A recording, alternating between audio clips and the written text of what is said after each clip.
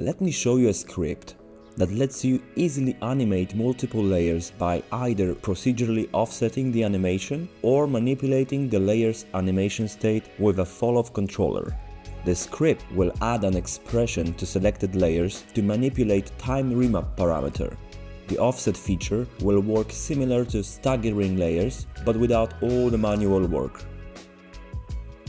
The Falloff feature will use a controller as a proximity device to shift the time remap value based on the distance from each layer. Thanks to this, we can imitate the layers responding to our controller's position.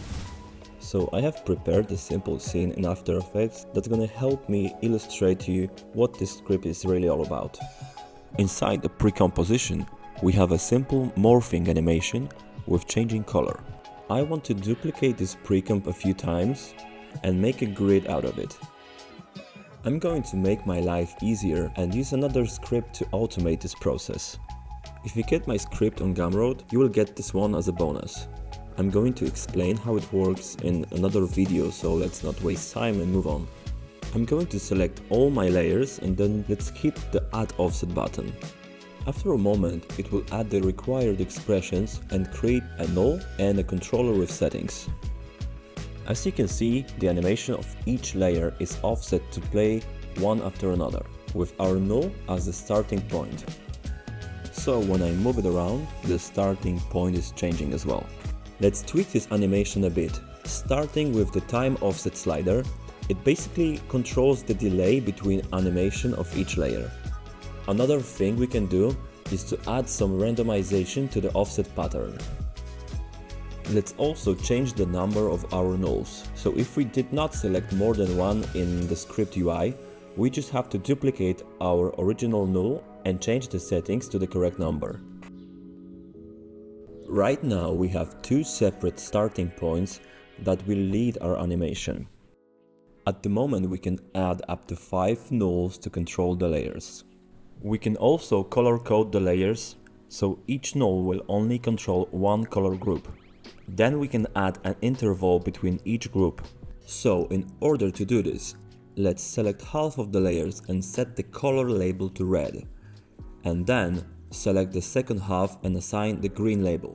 So now when you select all of the layers and run the script again, it will assign the correct group to each layer.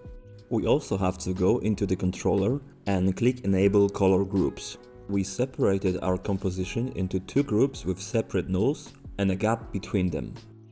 At the moment we can go up to 5 groups with this. Let's move on to the second feature of the script, which is this Falloff button. Let's uncheck the color groups for now and reduce the amount of nulls to 1. Select all of the layers and press the Falloff button. So now our null became this Falloff effector. We can scale it to change the radius, change the strength. We can also add the random value. And same as before, we can add another null controller, make this one have a different scale. Okay, now let's add another one. And similar to the offset script, we can color code this as well. So let's delete the third null and enable the color group checkbox. So null 1 only controls the left side and null 2 only controls the right side. Okay, so let's just make this one more quick example. We are gonna take this null and put it here and maybe make this S-shaped motion path and quickly animate it. This is looking nice, but maybe we want to have some in and out animation. We can simply go to scale and put 2 keyframes at the beginning and at the end. You can also animate the strength parameter in the controller menu. So as you can see, this is looking very nice. And I think this is it when it comes to the functionalities of this script. So basically we have 2 scripts, 2 buttons that use very similar logic, to be honest, but the effect is completely different. Both scripts are affecting the time remap, so if we go crazy with the amount of layers, this can get pretty heavy. But I still think this is worth the wait because of how easy it is to set it up. Also, when it comes to making changes in the project, this is pretty effortless.